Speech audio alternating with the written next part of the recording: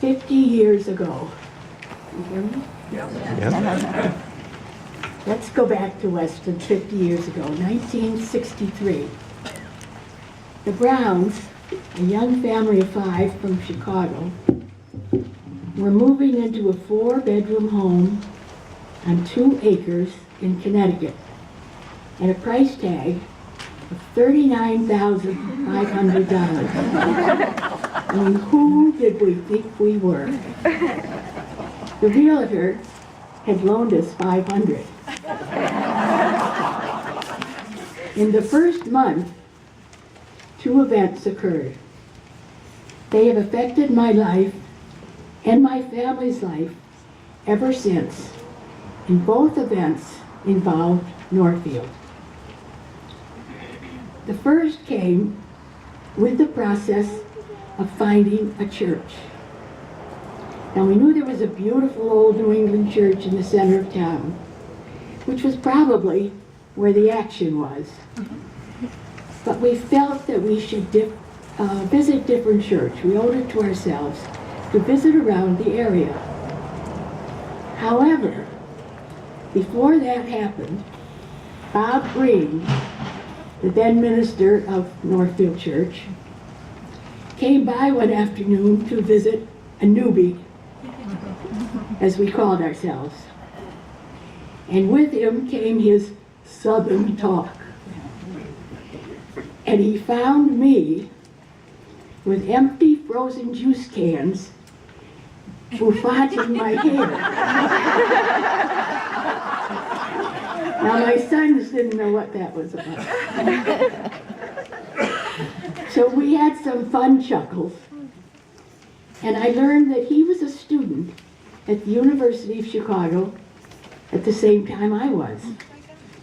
And Joyce was a student at Northwestern University when Dave was there. Our church quandary was settled. Now, before I divulge the second happening of the summer of 1963, I'd like to share at random a few Brown memories of 50 Norfield years. All 4 of our children were married in the sanctuary. There was Dave's memorial service and his brick over in the garden. There was a thrill of 3 granddaughters singing in the choir.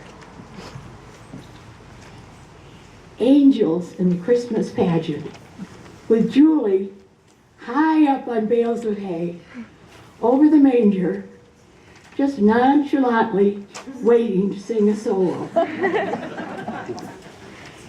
The fun of ringing bells with granddaughters Molly and Becky, and the guidance of Ellen to encourage Becky to direct the bell choir. There were the coffee hours when Dave would handle all his Weston business for the week. I think that's why we were always last to leave. The annual fair, and for many years, 3 generations of Brown men challenged the world to a game of tossing horseshoes, while this Brown woman was running lively cakewalks. At the time, there was a very active women's fellowship. There were family camping outings at Hammonasset Beach. There was an annual ice skating party on Beaver Pond, or Beaver Brook Lake. That's how it's called, a lake. I don't think we've seen ice in the last 20 years for skating. Gloria Schleicher and Helen Landis in the 70s started feeding and entertaining seniors on Wednesday. Now, this was the first step to today's very active senior center. On midnight Christmas Eve service, it was mobbed. Year after year, the college crowd. It was the place to see and be seen. And you had to come early for parking and a seat. And then the wonderful Ecuador mission trips, led several years by Bucky and Nancy, 3 years, I guess. 9 Brown grandchildren went at least once. They all returned to Norfield with new insight into the world we live in. College essays were written on the subject. Amazing to see people so happy with so little. Now Becky went 4 times and is now committed to 27 months with the Peace Corps, living at 11,000 feet in a small village in the Andes. And I believe she's with us today.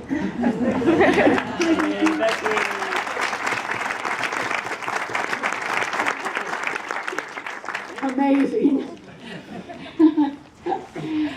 And I must share with you the very recent Norfield experience I encountered when I spent 5 struggling months in St. Vincent's Hospital. I felt Norfield's love, your prayers, and my Norfield prayer shawl was with me all the time. Nurses would come from other floors to see this prayer shawl. They thought it was wonderful, and that gave me comfort. Bernard's gentle visits gave me encouragement, and your many, many notes. Oh, there were so many notes.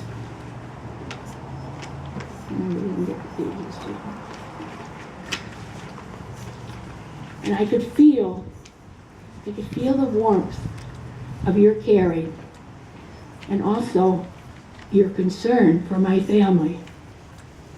Thank you, Norfield. Now, the second event that happened to me 50 years ago, do you remember the old swimming hole at Cartbridge? Well, it was there. We all swam. Often, moms and children would gather at the swimming hole on a hot summer day.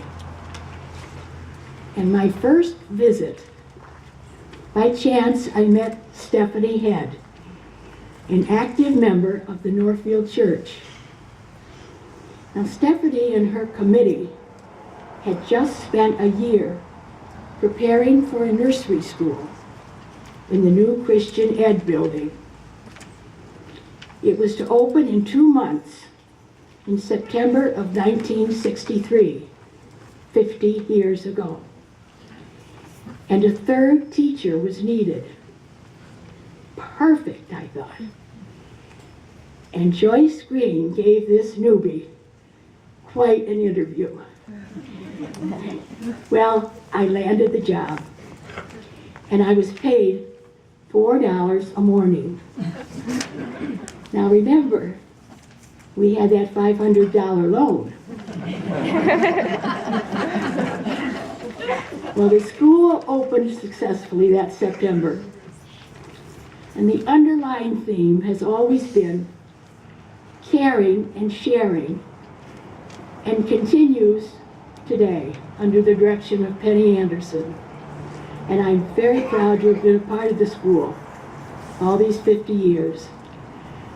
My assignment was music, and I had a lot of help.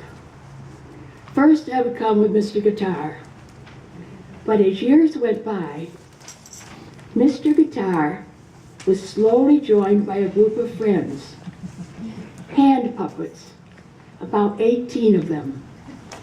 They each have names and unique problems and personalities. And they all sing, and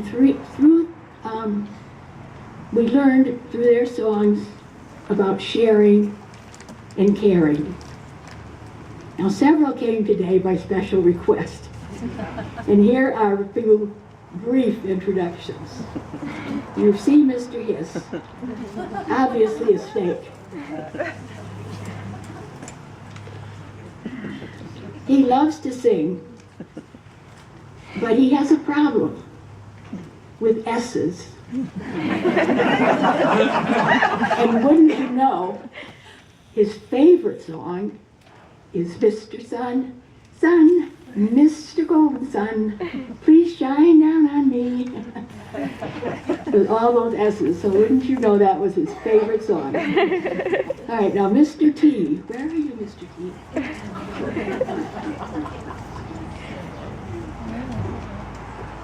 Mr. T. Oh, yeah, we got you there. Mr. T is obviously a turtle. Come on, Mr. T. Hello, good morning.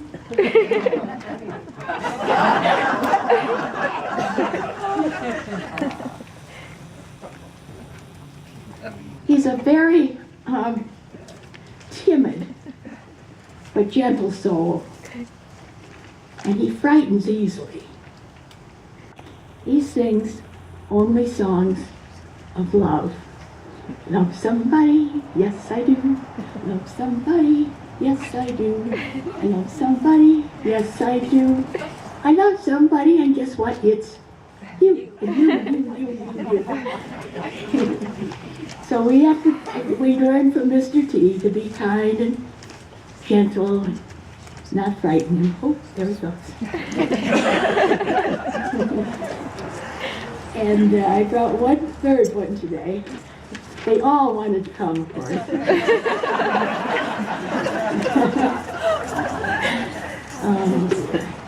We thought we had these pages all set. Oh, and his name is Leo. Now Leo, understand, is older than I am. And the children never cared. His head is on with a rubber band. His mane is pretty much gone. But Leo is a special fellow.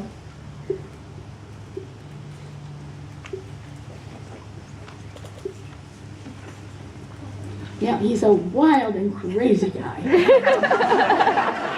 On the outside. But he's the first to run to your help when you skin your knee over there by the swing set. And also, he laughed at that joke like you did. He discovered that, you know, we're all the same inside. We don't look at all alike on the outside, but we all laugh and cry over the same things. Now, one morning, Leo got to school, and he saw a friend, with a very sad face. I couldn't remember his name. So hard to learn all those names. But he had to do something about his friend. So he just went over to the table, and he said, "Hi," with the biggest smile you can imagine. And you know what his friend did?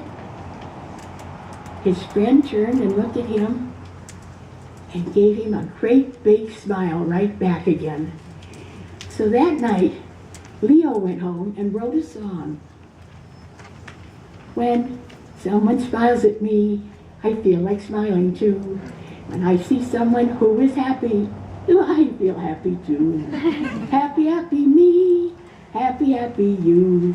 When I see someone who is happy, I feel happy too.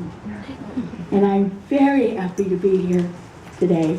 50 years, Norfield's been a central force in my family's life and mine.